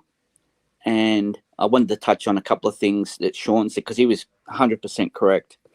One of the things the guys go to these places for is not just for the sex part, but they want more from like the emotional connection they're not getting in the real world. Mm-hmm. And I mean, how many times do you talk to prostitutes and that, and they go, oh, the guy paid me $300, but he just wanted to talk. You know what I mean? And I think men miss that in a relationship as well. And a lot of men do seem to be lonely. And I think that's a big problem in society, because a lot of women are looking at relationships as transactional, and it's a matter of what they get out of it and what they can get out of it. And yeah, that's basically, yeah, I think that's a big problem in society now. You go back 40 or 50 years and people used to get married for love, but it's more me now. You know, I disagree with that. I don't think that people got married for love 50 years ago. Yeah, they did. I mean, and they used to work. Maybe men did. Women have always been in business. Always, men have been in love. Women have been in business. Period. Yeah, but you have a look. You have a look at some of the older photos. I'll give you an example. If you look at the Queen when she was with Prince Philip, there's one photo there. She was looking at him, and she was like in her 80s or something, and she still had that look in her eye that she really loved him. You can tell when a woman loves you. You can tell with the way she looks at you when you're not looking at her, and that's what they used to do. And I think that's missing in society now, and yeah, because back then it was used to try, and there was no such thing as divorce. You used to try until it worked. Divorce was the last ditch effort back then.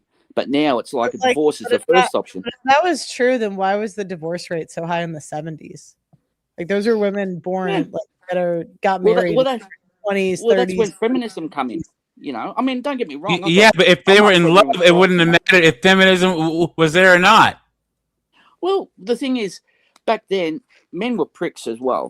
I'm not saying one side was better than the other, but the thing was that, see, compromise. If you haven't got compromise in the relationship, then it's not going to work because no one's perfect. No one's perfect, and I think the tolerance for that is a lot less now. And women, for men or women or both. I think a bit of both, because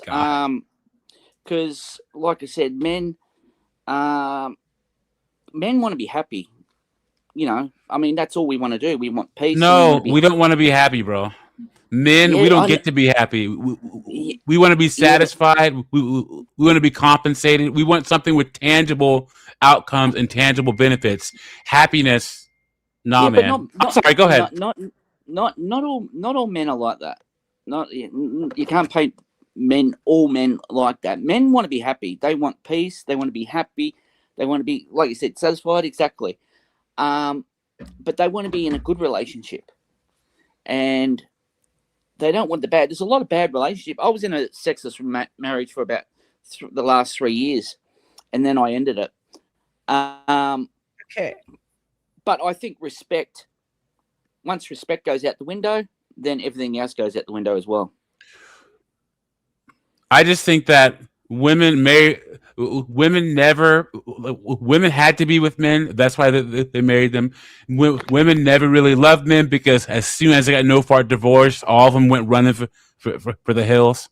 Like I said earlier, women's nature is to have children, but not to be with a man unless it serves their purpose. Period. I don't think love really had anything to do with it. Yeah, I think or like a small percentage, maybe.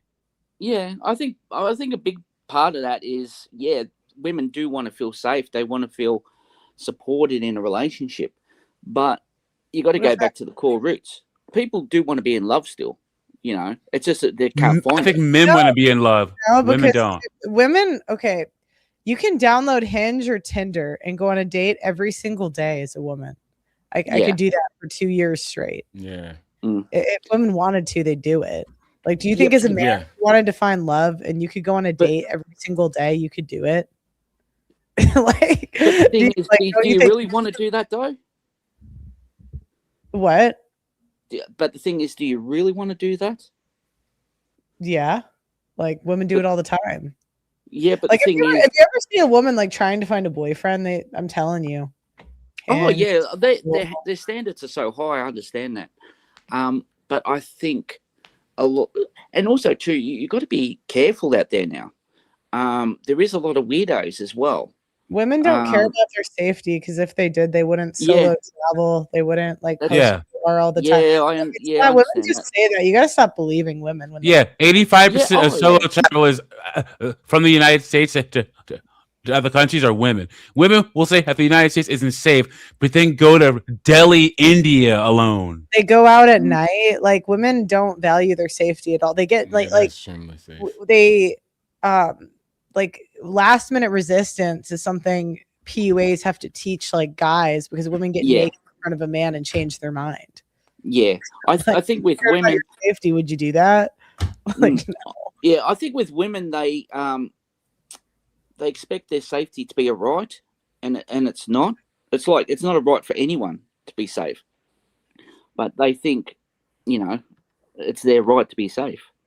And when you're going out, it doesn't matter who you are, man or woman. If you're in the wrong part of town and it's late at night, I mean, you're asking for trouble. Yeah. Well, thanks for calling in. This is a great. It's okay. Appreciate it. Okay, let's bring in. Wait, before actually I do. Sean, did you have something you wanted to say about that? I just saw you bringing your hands up. Sorry. Man, I'm just men are in love, women are in business. 100%. That just showed that. Like, geez Louise. But go ahead, Sean. Yeah, I mean, I noticed all the guys from Australia seem to be simps for whatever reason. I don't know if they have feminist governments down there or media or what, but all these guys defending Candace Owens or talking about this, that, and the other about women just want to be loved. That's absolutely ridiculous. Like, if you look at the history of how men and women interacted, women did not even want to spend time with men until they decided it was in their interest. So it's absolutely ridiculous to say otherwise. And, what I was kind of saying in the chat is, the vast majority of women today, and I've actually talked to women, and I've actually asked them this honestly. And many of them, if you talk to them one-on-one, they'll agree that the vast majority of them, the reason why their standards are high is that they're happy with their current social life of partying, doing what they want, until their friends start leaving them and start getting married and things like that. And then they only really want to settle down if it's in their best interests. So unless you have money or you're very attractive looking next to them on social media, etc., right? That's the only time they'll want to settle down. And even then, they're going to get tired after 5 to 7 And even years. then, if you get even older women, I've asked like women in their, like there's one woman I'm thinking of, she's in her 50s. And honestly, she was so good looking when she was younger, even her 50s. Like she gets asked out all the time by like older men, obviously, but like still, right? She still has a good amount of choice for a woman in her 50s. And I asked her about dating, and like her biggest thing too is she doesn't want to give up time with her kids. She doesn't want to give up time. Like it's kind of the same thing that you're describing. It's even women in their 50s, like after they're divorced, feel like that.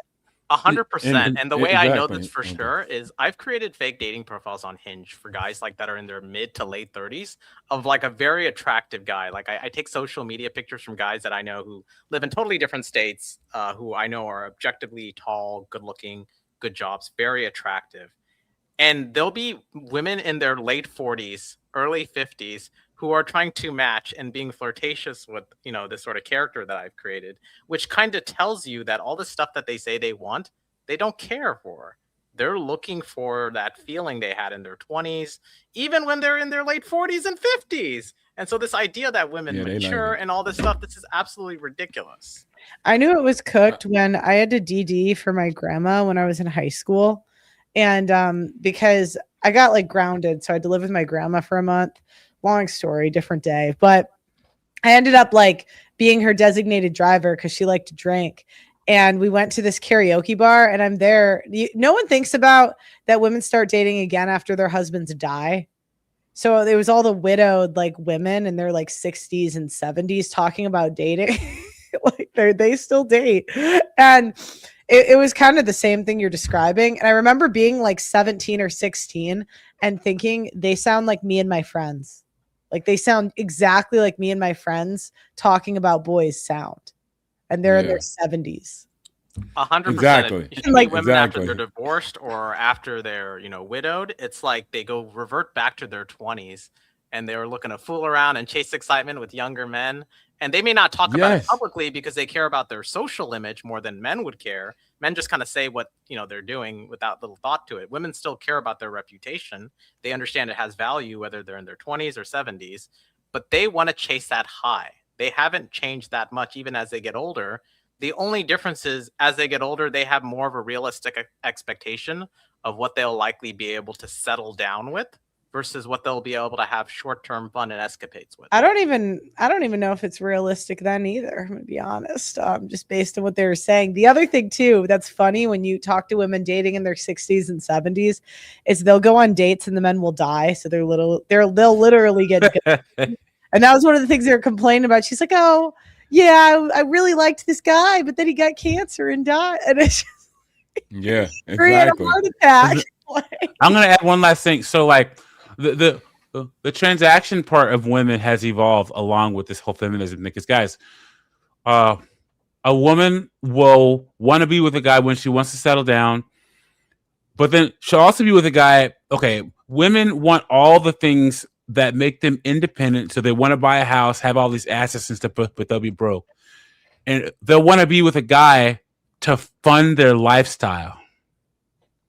So you have a woman who's broke, but then the guy has to provide all of the extras in life, and as long as you're giving her trips, the handbag she can't afford and stuff, she'll be there for you. Welcome to the show, Alex. Do you think Leonid is a hero or the villain? Saint Leonid Radvinsky. This isn't about whether he's and it's not even about Leonid at all. It's about whether your worldview can handle the billion-dollar business built on something you fundamentally believe is wrong, which is what a lot of Christians are going to say. They're going to say, I guess they can't say on the one hand, the market decides everything. And then on the other hand, suddenly want to regulate shit when the product makes them feel uncomfortable. So for the people on the right, they typically are going to believe in pure capitalism, and then OnlyFans screws up their worldview because OnlyFans is a perfect market. It's voluntary. It's direct to consumer. There's no middlemen. So for me, I call out the Christian right-wing people who say, I believe in markets, but only the ones I approve of morally. Well, and why don't they demand arranged marriage then? Because that's the only way it goes away. Like, do you know what I'm saying? Like, they'll never. I'm not gonna argue for arranged marriage. I've got a daughter and a son, so I hope they get to make their own choice. But I hope both of my kids are able to make a choice not based on anything more than what they really want, because both of my kids are they're going to be pretty well financially thanks to dad doing okay in his life. That's almost worse, because then the daughter doesn't have to marry for money at all, so she can go for like a salsa instructor, like a streamer. She could get on clavicular stream, because when you give women choice, even the best women, like there are women from good families in good towns that are on Clav's stream going home with him. Yeah, but I don't think that means they're good people just because someone's comes from a good family. And I'll say this for myself, just because my kids come from a good family doesn't mean my kids are good people. Hopefully they are. They make good choices. Both of my kids are respectful of their time and the people they spend time with, and I think that's hopefully they continue to do that as they get older. Right, but you understand what I'm saying. Like, if you don't arrange it, she's going to go for Chad. It'll either be college Chad, city Chad. It's going to be a Chad. Women never don't go for Chad. It's just going to be hopefully it's a Chad that likes her back, right? But yeah, she's made some mistakes, and luckily I'm there because she's a teenager. I'm able to pick her up and help her realize that some of her dating choices have been dumb. She'll keep going, always, forever. Well, there you go. I mean, I think it's just interesting. You don't you're still saying, and I don't I'm not one way or the other, but it's just interesting because the thing that would get rid of this is arranged marriage, where you would make the choice for her. Yeah. Hey, I've got some very wealthy clients of mine. Actually, a couple of my partners in my private equity fund. They've got some cool kids. Maybe that should be the next thing I do. Is I'll roll into Wall Street next week and suggest an arranged marriage with between myself and my partner's kids. Yeah, that's smart. See, that's at least a plan, And also, I remember. So I don't have any kids, but I remember Coach Greg Adams on that podcast where Hafiz was crashing out. That one, his producer, I forgot her name, the young girl, was like, so Greg Adams, you're saying all this red pill stuff, but you have a daughter, right? What does she think about what you say? He's like, yes, she watches my content. I tell her everything. So what would you tell her about this whole thing? He said, I wouldn't tell her anything. You want to know why? Because she's a teenager, and anything I tell her to do, she's going to do the exact opposite. Yeah. So I don't tell her anything. She's going to have to get burned enough times, and when she comes back and says, Dad, I need some advice, she'll actually listen. But until then, she's going to do the exact opposite of everything I tell her to do. And a lot of times when it comes to fathers and daughters, That's exactly what happens. But I think that putting her in a room with some like rich chads, not a bad idea. I don't think that's Well, let me take just come let me to take your the idea. and have like 10 like little like chads there. Sorry, go ahead. Go ahead, Alex. I think you're muted. Oh, where'd you go? No, he had a call probably. Oh, okay. Well, Matt, welcome to the show. Hey, my brother. What's up, homie? What do you think of the topic? Is Leonid the hero or the villain? Villain. Okay, why? Give me your You're thoughts. the one that gave me the idea. I want to see 25 million men jacked on testosterone go absolutely insane and just wipe out society. Just like a 10-day fast. What happens to your body when you clean up? All right. Politicians would be scared. Law enforcement would be scared. 3-letter agencies would collapse. And then finally, rebirth would be a wonderful, wonderful thing. So after you overcome the pain of it. Okay, so you're saying get rid of the OnlyFans and give them testosterone. I think get rid of all of it, or anything that porn, just so that way it builds up testosterone and tension in men that they just go insane and clean up. And then I think you would have a much cleaner society after everything's been burned to the ground, because now you can rebuild. What do you guys think about that? Doug MPA, Sean? Too many guys are simps, too. That's never going to happen. Well, he'll pull him out of simp mode real quick. I'm telling you right now, when I was in the forces, I got gassed, I got tased, you name it. And I'm telling you, when you haven't had sex in 20 years, none of that bothers you. You don't even feel it. There's a simp epidemic, dude. Larry Wheels, you see this guy simping for his wife? Oh, dude, it's bad. I mean, you can't. I don't know if the muscle would really look at this. This guy's I'm telling you, all those soy boys, they're going to be insane. I mean, this dude is like the most jacked dude, and he simps. Yeah, exactly. Yeah, that's what I was about to say. Girl, most guys in the military, I've been in the forces, special, all of that. They're simps. Like all that jackness, it just makes them a simp. Like some of the greatest leaders of men are. It's not even them. Like you're not taking orders from the general. You're taking orders from his wife, from your shorty. Yeah, exactly. I would agree with that, like 100%. And the reason why I'm jacked. All those jacked guys you're seeing there, take away all their porn, all their magazines, all of it. Take it all away, and then make sure that their wives haven't screwed them in years. And then I'm telling you, they're going to stop being simp, and then catch them in the act while they're doing it. That way they can't continue because it's humiliating, and the tension will just build and just build and just build. Look how many military guys have been cheated on while they're on deployment and still get remarried. Still get remarried. Yeah. Look at the military culture, dude. When it comes to wives and all that stuff, it's brutal, dude. I think the military unintentionally creates this because it gives them this sort of patriarchal, manly, what you see in media, which is men need to man up and stand up for their country, even when they get their nuts kicked in. And, they're taught to do that in the military to basically, be willing to, land on the grenade and stuff like that to save the people around them. And then, when they go back home, they do the same thing with women because they see them as something to protect, given that that's what they've been fed their entire lives, only to be then screwed over by the person who they're with, when they wouldn't have been, screwed over by, the guy who's by their flank or what have you, that's on their team. Yeah. And so this sort of perpetuates the simpness in the military unintentionally, although be it. Yeah. Simping's about a few things. It's about a scarcity mindset. Like, this is my only chance. It's about a validation seeking, where you tie your own self-worth to female approval. It's about this digital distortion, the concept that the platforms reward attention and no reciprocity. It's about low boundaries, so not having internal rules for yourself about effort versus return, and a status asymmetry. So where guys will chase someone far outside their own social relationship tier. So because it's not just about behavior, in my opinion, it's about a psychological and structural loop that ends up happening. And at the individual level, I think there needs to be a simple rule installed, which is no investment without reciprocity. No money, no gifts, no excessive attention, unless interest is clearly mutual. And so I think that is the problem. If it's one-sided, It's not a strategy, it's a leak. And guys keep doing that shit.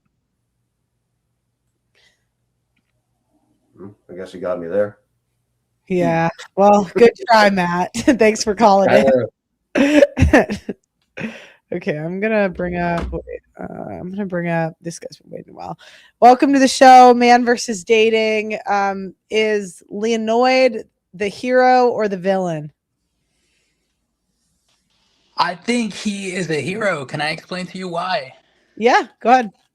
I think for a man to have passed from prostate cancer, leaving a legacy for people in 2018 to decide whether it is their decision to sign up for this, I would say it's an industry, right? It's just something that allows, people to connect together. Like, if you follow someone on TikTok or something like that, do you believe that as well? Or do you believe he's no hero? Because I believe he's a hero because he created a website to help others make money off content. Yeah, we're calling him a saint here. We're gonna build him a statue. Oh. I mean, dating isn't easy, man. Cool. Well, do you have any other thoughts on the topic? Yeah. Was he married? He was. Yeah. He was. But maybe OnlyFans the most. We should definitely do some media coverage on how she feels, because remember, it's not just the person that passed, but his family as well. But they're not going to, because he was really private. He was really private. He did a lot. Do you think that his company is going to be sold to Elon Musk? I don't think so. I don't know either way. I didn't know that enough. He said he wants to buy it if it falls off. Okay, well, maybe. Well, thanks for calling in. I appreciate it. Okay. Alex, what were we talking about with Alex before he dropped on his daughter chasing Chads?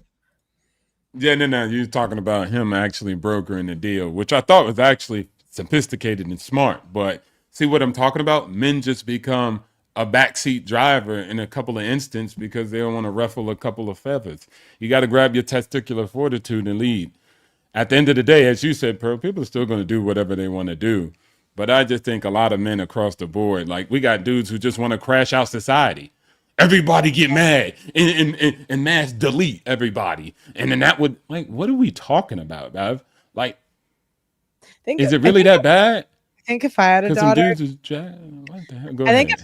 if I had a daughter, I'd find 10 Chads. I'd find 10 that would be down. And if she said no to all of them, I'd be like, well, I tried. Good luck. Have fun. Yeah, there you go. Get exiled. Take you off the damn deed. I'd give you 10 to pick for whatever it is, right? I'd find like 10 guys where I know the family, there's nothing wrong with them. They're good enough for how hot my daughter is. And I'll be realistic, I'm so tired of these dads telling their daughters they deserve the world. It's like, this is a mid daughter. She deserves like average. You know what I mean? Yeah. And dads are the problem though. Dads are the problem a lot of times because dads treat their girls like princesses. They're the one that introduced them to the craziness at the end of the day. So mamas treat their sons like mama boys and they don't develop. And fathers treat their daughters like daddy's little princess and they don't develop. Dads don't say, hey, look, if you with your man and he pays the bill, fix his duck is sick. They don't say that. They be like, he should treat you like a princess. If he treats you less than I treat you, then you should leave him. That's a whole entirely different relationship. You know what I'm saying? The daughter comes from his ball sack. I'm putting mine inside her. It's an entirely different construct. I'm with her for different reasons. He's with her for different reasons. So we're not the same. I try to at least tell the girls I'm with, like, I'm not your damn father. I'm something different. And the relationship we have, you better not see it like that because it's not. And the other thing too is whenever the daughter gets, because women go for Chad, get pumped and dump, repeat. And it's never the daughter's fault. It's never, you're not hot enough to be demanding that. It's never, it's always like, oh, he just wanted sex. It's like, well, yeah, but even Chad's called the best bitches back. Like even Chad's like there are girls they call back. So there's either a deficit in you, and it could be your looks or your personality. We got to figure out which it is. It's always like the Chad wasn't good enough. It's like, well, Chads, they do call the best girls back, and sometimes it's just not you. So you talk about misconceptions. You're muted, Alex. I don't know if you're talking, but I'm not saying this all applies to you, by the way. We're just talking in general. So, Pearl, in the circles you grew up in, because I think that TV has these mess up where people think that just because you're a girl from a rich family that you're automatically attractive. That's not true, right? Most rich girls are mid to like average to ugly. Yeah. I think more like, because it's not the wealthy men that really have the hottest wives. It's the men with the most riz. Like men care about money more than women. Like women care about riz. Or riz and like being good looking. So like, if anything, I would say richer men have more midwives. The rich I'm around. No, what about daughters? I'm around country. Well, that influences how hot the kids are. Yeah, that's true. The attractiveness of the wife. So, but I'm around country rich people. Like that's who I grew up around. City rich is more status based. So I would guess city rich people are slightly better looking. Why? If I had to guess, like, you know what I mean? Like the Trumps of the world, like that kind. I don't know. But people in city typically are going to be more physically in shape than people in the country.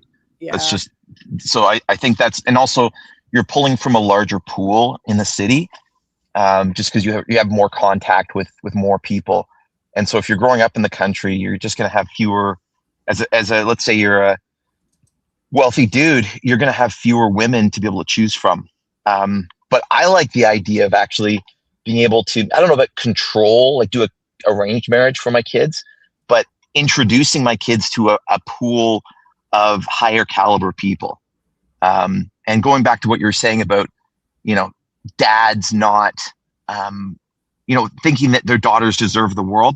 My daughter does not deserve the world. My daughter deserves what she works for and what she earns, just like my son deserves what he works for and what he earns. And if he doesn't, and this is why I'm actually not paying for my kids' first year of college. They're going to pay for their first year of college, and then I'll evaluate based on what they put in, what I'm going to contribute. Anyway, those are just kind of my thoughts. Yeah. Yeah, because then it's like at least you give her the choice, and that if she doesn't take it, that's her own fault. Then she's too picky, right? What would you do, Sean, if you had a daughter? How would you prepare her to how would you try to get her to not be a whore? Good luck. I read the Bible. I read the Bible and got the message. You guys are on fire. Nah, come on. I mean, Pearl, I read the Bible and I got the message. God gave Eve the information. She disavowed him and did what she did when that snake had the riz. The snake had the ultimate riz. So at the end of the day, even over God's riz, that's crazy. But net at the end of the day, I would just call it a loss. Like, it's either she does this or she doesn't. And if she doesn't, then she gets excommunicated. And I just keep it pushing. I know it sounds barbaric, but it sounds pretty traditional to me. There used to be consequences for not falling according to what the family wanted. So at the end of the day, I'll just have to uphold it. And it's okay. She can do as she please. I'm not really tripping either. So that's the one way, prep. And I don't know if he said you got to indirectly do it. You can't give her around some, guys that have money and good families and they're dorks and they never been through anything. So I have to go out and get that edgy guy too. That's kind of like a hybrid of all that. And I think that's a little bit better. You can't, you know what I'm saying? You can't just bring the guy in, he got the glasses upside down and he's with rich family. She ain't going to want that because now he's almost more like his daddy. Like, she's like, oh, you're like my dad. Get out of here. You're lame. Like all young women are brats to some degree. So he's just going to make her a brat because he doesn't know how to tell her no. You know what I mean? Yeah. Like he's got a lot of the dork you get, like they're dorky because they're not assertive. They don't know how to say no. So. And then plus they probably call Cap like, you got married to mom. You a beta anyways. I seen it. But it's either okay. So most guys, even if they're rich, are gonna end up beta. But like the mom is gonna try to save face and tell the daughter to be attracted to everything that's opposite of what the dad did to get her before he turned beta. Yeah, that's so true. Oh my gosh. You know what my mom, she said not to date, like when I was a freshman, like don't date any boys that are seniors. My dad was a senior when my mom was a freshman.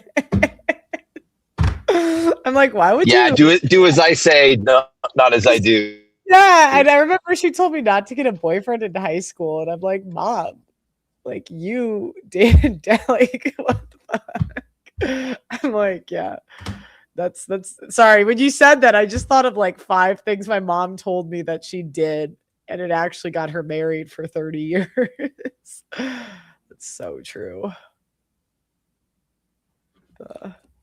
But yeah, well, you know, only RIP the great.